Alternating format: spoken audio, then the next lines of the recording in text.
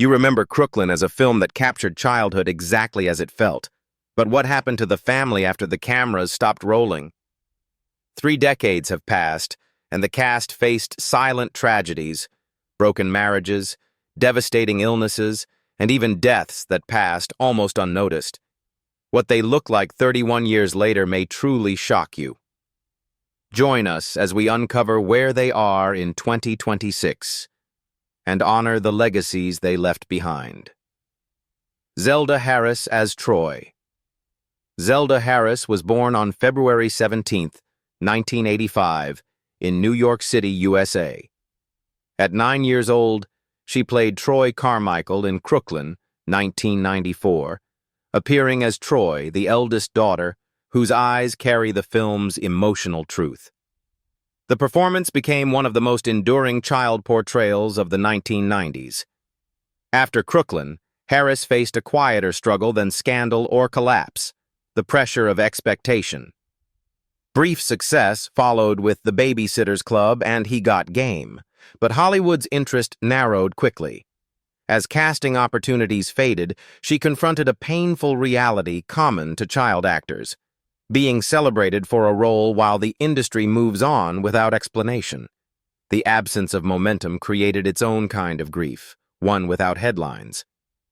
Being known worldwide for a childhood role can freeze identity, and Harris chose not to let Troy define her adult life. Walking away from acting meant abandoning a familiar path, but staying would have meant chasing a version of herself that no longer existed. Then, Harris rebuilt deliberately. She enrolled at Princeton University, graduating in 2007, redirecting her creativity toward education and music. She became a school teacher, played piano and saxophone, and briefly explored music with her band. This chapter was quieter but purposeful, choosing structure, learning, and service over uncertainty. Today, Zelda Harris is 41 years old. She works as an educator and musician, living outside Hollywood's machinery. Her estimated net worth is around $500,000, largely from her early film work. Her legacy rests not on how long she stayed famous, but on the courage to step away, leaving behind a performance in Crooklyn that remains timeless, even as she chose a life beyond the screen. Alfre Woodard as Carolyn. Alfre Woodard was born on November 8, 1952, in Tulsa, Oklahoma, USA. At 42 years old, she played Carolyn Carmichael in Crooklyn, 1994, appearing as the children's mother, the emotional spine of the story, and the adult whose exhaustion, discipline, and quiet love hold the household together. The performance became one of the defining maternal portraits of 1990s cinema. Despite critical acclaim, Woodard's career unfolded under persistent resistance. Even with an Oscar nomination for Cross Creek and later acclaim for films like Passion Fish, she repeatedly encountered a system that limited Black women to suffering, service, or silence. Each role required negotiation, fighting for complexity, refusing stereotypes, and carrying films emotionally without receiving equal visibility or pay. Her marriage to Roderick Spencer, whom she married in 1983, endured through decades of intense work. While stable, it was shaped by constant scheduling strain. Film shoots, television commitments, activism, and production work often pulled her away from home. Woodard has acknowledged that maintaining family life while carrying the weight of being one of the few consistently working Black actresses demanded discipline and sacrifice rather than ease. However, roles like Miss Evers' Boys and Clemency required her to inhabit moral trauma, grief, and institutional cruelty for months at a time. She has spoken about the psychic toll of repeatedly embodying pain, especially in projects tied to real historical suffering. Now, Alfre Woodard is 74 years old. She continues acting, producing, and developing long-form projects while remaining active in political and humanitarian causes. Her estimated net worth is approximately $8 million, reflecting a career built on longevity, restraint, and emotional weight. Carlton Williams as Clinton. Carlton Williams was born on December 29, 1978, in New York City. At 15 years old, he played Clinton in Crooklyn, 1994, appearing as Clinton, a neighborhood kid and basketball-loving friend whose youthful energy adds warmth and movement to the children's world in the film. It was a role that felt natural and alive, and it became the only acting credit of his life. Unlike many young actors, Carlton's path ended not because of rejection, but because of limitation. He did not pursue further roles as his health increasingly restricted what he could do.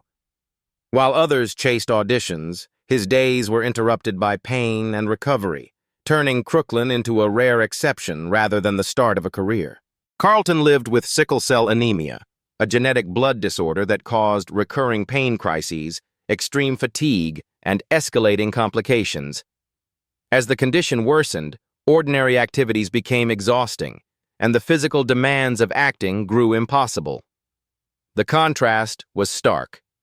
Audiences remembered a carefree teenager, while his real life was defined by hospitals and endurance. In the years before his death, survival replaced ambition entirely. There were no return projects, no second chances, only the effort to manage a body that failed him repeatedly. Financial security never followed. His income remained tied almost entirely to Crooklyn, with no sustained career to support long-term treatment. Carlton Williams died at 24 years old on November 28, 2003, in New York City, from complications related to sickle cell anemia. His estimated net worth at the time of death was approximately $50,000, leaving behind a single performance, and a life remembered for what it showed briefly, not for what it was denied. Delroy Lindo as Woody. Delroy Lindo was born on November 18, 1952, in London, England. At 42 years old, he played Woody Carmichael in Crooklyn, 1994, appearing as Woody, the children's father, a volatile, emotionally distant man whose presence defines the household's instability. The role became one of the most painfully honest portrayals of fractured fatherhood in Spike Lee's cinema and a turning point in Lindo's screen legacy. Off-screen, Lindo's adult life was marked by strain inside his first marriage to Kathy Kostin, a period that overlapped with professional uncertainty and constant relocation. The pressures of building a career as a black immigrant actor, moving between theater stages and film sets, London memories and American expectations, took a toll. While films like Malcolm X and Clockers brought critical attention, they did not guarantee stability, and financial security created fractures that eventually led to divorce. Besides, psychological wear accumulated through years of marginalization. He spent long stretches working primarily in theater rather than film, despite acclaim and a Tony Award nomination, carrying the weight of being respected but postponed. That tension sharpened his performances, particularly in characters burdened by rage and regret, echoes later seen in roles like Get Shorty and The Cider House Rules. In the years leading up to 2026, Lindo experienced a powerful late-career resurgence. His performance in Da 5 Bloods, 2020, unleashed decades of suppressed anger and sorrow, earning major critics' prizes and reframing him as one of his generation's most formidable actors. He followed with complex television work on The Good Fight and returned to Spike Lee's orbit once more, while also developing personal writing and directing projects rooted in the Windrush generation's history. In 2026, Delroy Lindo is 74 years old. He remains selectively active in film and television, choosing roles shaped by depth rather than volume, and continuing to mentor and create behind the scenes. His estimated net worth is approximately $4 million, the result of a long, uneven career defined not by speed or comfort, but by endurance. Isaiah Washington as Vic. Isaiah Washington was born on August 3, 1963, in Houston, Texas. At 31 years old, he played Vic in Crooklyn, 1994, appearing as Vic, a neighborhood boyfriend closely tied to the Carmichael family's adult circle. The role didn't deliver instant fame, but it placed Washington inside Spike Lee's world in a way that connected him to adult conflict rather than childhood nostalgia. As his career moved unevenly through the 1990s, strain crept into his marriage to Janissa Marie Washington, whom he married in 1996. Long periods of professional uncertainty, roles that came and went, travel that kept him away, and the constant fear of being replaced created emotional distance. Films like Out of Sight and Romeo Must Die kept his name circulating, but the instability followed him home, turning ambition into a source of pressure rather than progress. The breaking point arrived in 2007. The public scandal on Grey's Anatomy ended his run as Dr. Preston Burke and shattered his standing overnight. Washington later described the aftermath as emotionally devastating as opportunities vanished and his public image hardened against him. Even continued work, including Ghost Ship and later independent projects, could not immediately undo the psychological damage. Later, Washington rebuilt deliberately, away from Hollywood's center.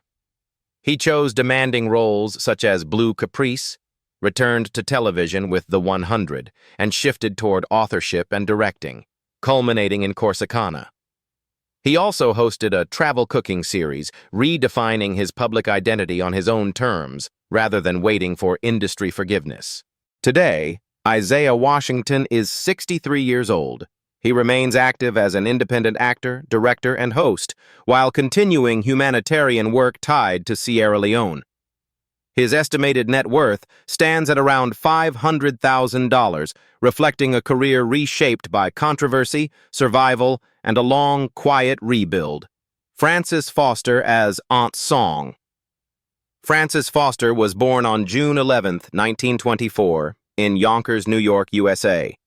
At 70 years old, she played Aunt Song in Crooklyn, 1994, appearing as the family's elder aunt whose quiet authority and emotional gravity connect generations inside the Carmichael household. The role arrived late in her film life, yet it distilled decades of lived experience into a few unforgettable moments. Her professional life was marked by structural hardship rather than lack of talent. Working primarily in theater during the 1950s to 1970s, Foster faced persistent racial barriers that limited access to leading roles and long-term financial stability. Even as a co-founder of the Negro Ensemble Company and a respected stage director, she was often confined to supporting parts in film and television.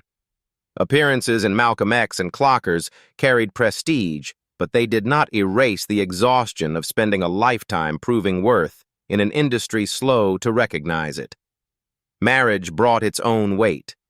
Frances was married to Robert Stansfield Foster from 1941 until his death in 1977, a long union that coincided with the most difficult decades for black performers seeking legitimacy. Later, she married Morton Goldson, remaining with him until her own death in 1997.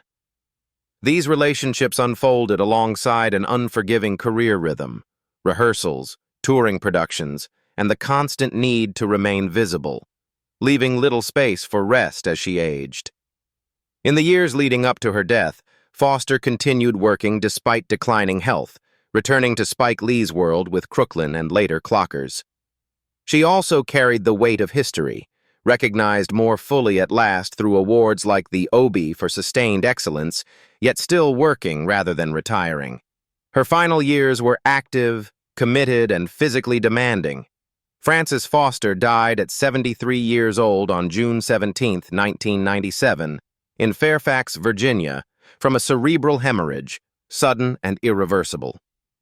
She was laid to rest at Pine Lawn Cemetery in Farmingdale, New York, following a memorial service in Harlem that honored her cultural legacy. At the time of her death, her estimated net worth was approximately $300,000, earned through decades of theater, film, and directing. Spike Lee, as Snuffy. Spike Lee was born on March 20, 1957, in Atlanta, Georgia, USA. At 37 years old, he played Snuffy in Crooklyn, 1994, appearing as the Carmichael children's streetwise uncle-like figure, while also serving as the film's writer and director. The role tied Spike's own body directly into the memories he was reconstructing on screen.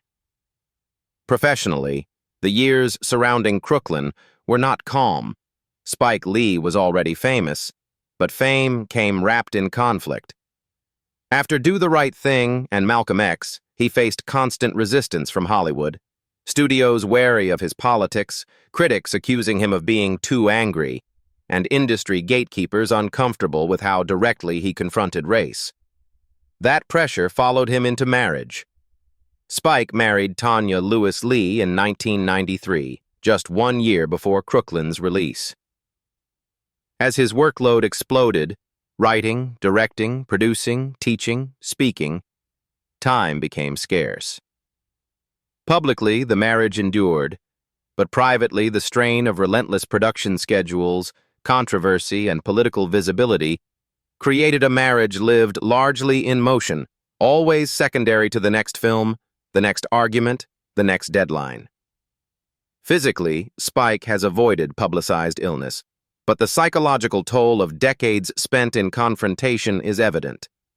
He has spoken about the exhaustion of being perpetually misunderstood, attacked, or reduced to headlines. Films like Bamboozled and Chirac were made under intense backlash, and even his Oscar-winning Black Klansman reopened old wounds by reviving debates that had followed him since the 1980s.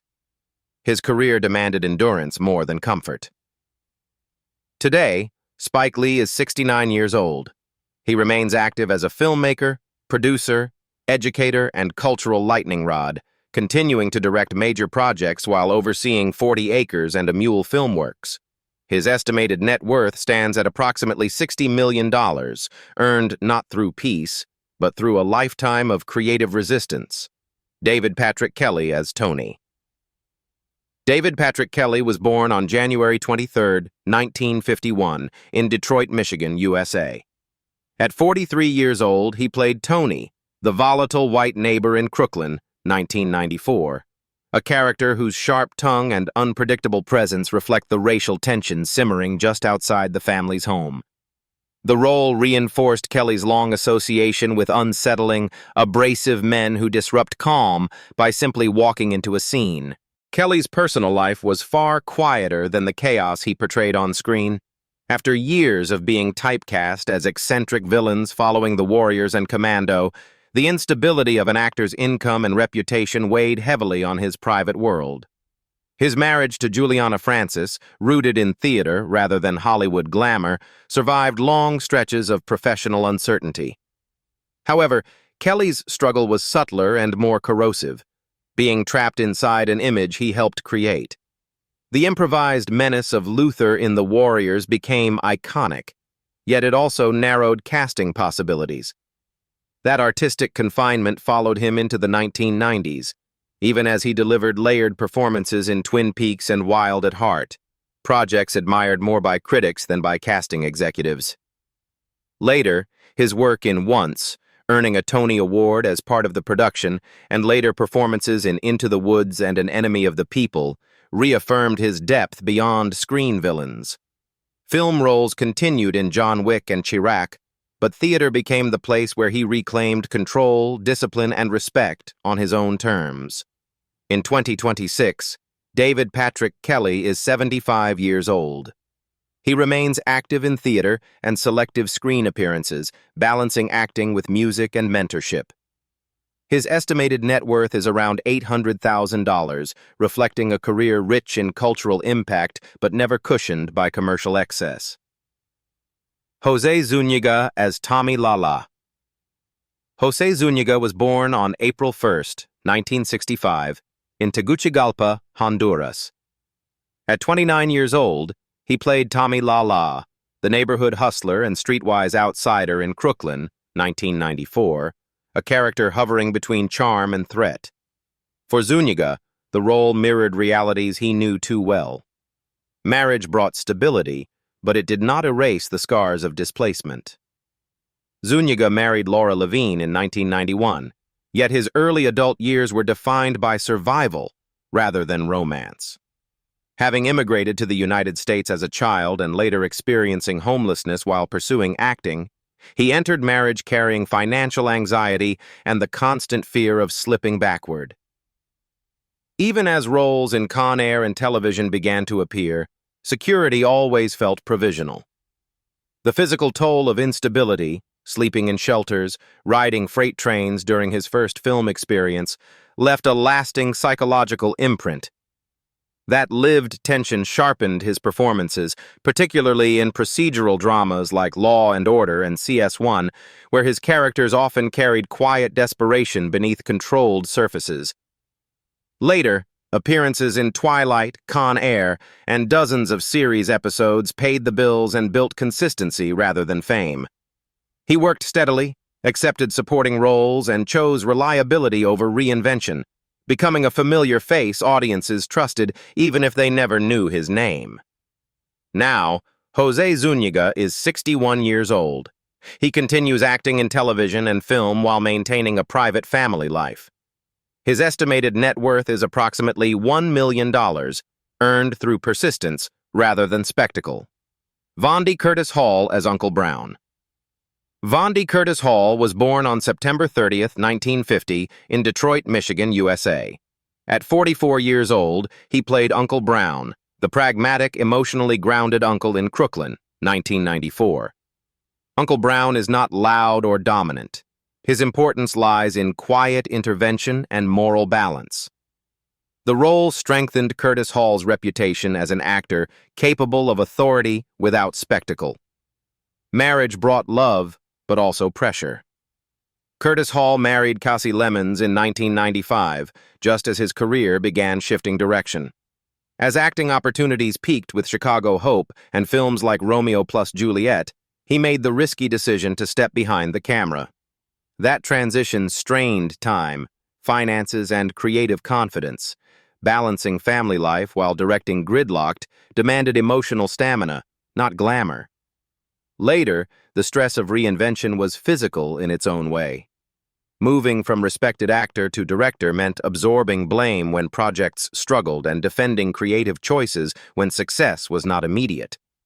Curtis-Hall carried the weight of being between worlds, no longer just a performer, not yet fully accepted as a filmmaker. Then, he stabilized his path through diversification. He returned to acting in projects like Daredevil and Harriet, while directing television episodes across major series and committing to education as a full-time arts professor at NYU Tisch. Teaching became an anchor, proof that influence could extend beyond box office numbers. In 2026, Vondie Curtis-Hall is 76 years old. He remains active in academia and selective screen work, respected for longevity rather than hype. His estimated net worth is about $4 million, earned through decades of adaptability. Joie Lee as Aunt Maxine. Joie Lee was born on June 22, 1962, in Brooklyn, New York City, USA. At 32 years old, she played Aunt Maxine, the outspoken, stylish aunt in Crooklyn, 1994, a woman whose presence brings humor and sharp realism into the children's world. Aunt Maxine is affectionate but unsentimental, cutting through illusion with lived experience. The role reflected Joie Lee's natural screen persona, direct, intelligent, and emotionally alert. Her greatest professional struggle was invisible but relentless, living under the shadow of her brother, Spike Lee. Working on Do the Right Thing and Mo Better Blues brought exposure, yet also skepticism. Every achievement risked being dismissed as proximity rather than merit. Since then, the psychological toll of comparison lingered. Choosing to step away from frequent acting meant confronting the loss of visibility. Transitioning into producing and writing required rebuilding credibility from behind the camera. Later, Joie Lee focused on authorship and production, co-writing and producing Crooklyn and later contributing to independent film and documentary spaces. She appeared selectively in projects like Summer of Sam and Coffee and Cigarettes, but increasingly prioritized control over exposure. This quieter chapter favored longevity over recognition. In 2026, Joie Lee is 64 years old. She remains active as a producer and writer, choosing creative independence over public validation. Her estimated net worth is approximately $1.5 million, built steadily rather than spectacularly, proof that survival in cinema sometimes means stepping out of the spotlight to keep one's voice intact. Chris Knowings as Nate. Chris Knowings was born on February 25, 1980, in the Bronx, New York, USA. At 14 years old, he played Nate Carmichael, the eldest brother in Crooklyn, 1994. A boy forced into early maturity as chaos swirled around him. Nate is not just a sibling. He is a buffer, absorbing tension meant for adults and shielding younger children from fear. The role placed Knowings at the emotional core of the film and marked him as one of its most quietly devastating performances. Unlike many child actors whose struggles surface in tabloids, Knowings' difficulties were internal and gradual. Entering the industry young meant growing up under expectation rather than guidance. After Crooklyn, momentum slowed instead of accelerating, and appearances in series like New York Undercover did not translate into sustained visibility. Then, the psychological strain of early responsibility lingered. Transitioning away from on-camera work was not a retreat, but a survival choice. The pressure to remain visible conflicted with the reality of shrinking opportunities, pushing him to reconsider. Later, Knowings rebuilt his career through voice and children's television, finding stability where many former child actors do not. Joining Sesame Street as Chris Robinson in 2007 offered continuity, purpose, and respect, earning him 2 Daytime Emmy nominations. Voice work allowed him to remain creative without the relentless scrutiny of the camera, turning a pivot into a lifeline rather than a fallback. In 2026, Chris Knowings is 46 years old. He continues working in voice acting and educational programming, choosing longevity over spectacle. His estimated net worth is around $300,000, modest by Hollywood standards, yet reflective of a career reclaimed on his own terms. 31 years have passed since Crooklyn captured a childhood that felt painfully real. But time has rewritten every face and every fate. Some of the cast found longevity, others vanished quietly, and a few left us far too soon. So when you look at them now, do you still recognize the children, the uncles, the neighbors you once knew? Watch until the end, share your memories in the comments, and subscribe for more then and now stories that reveal what time never shows on screen.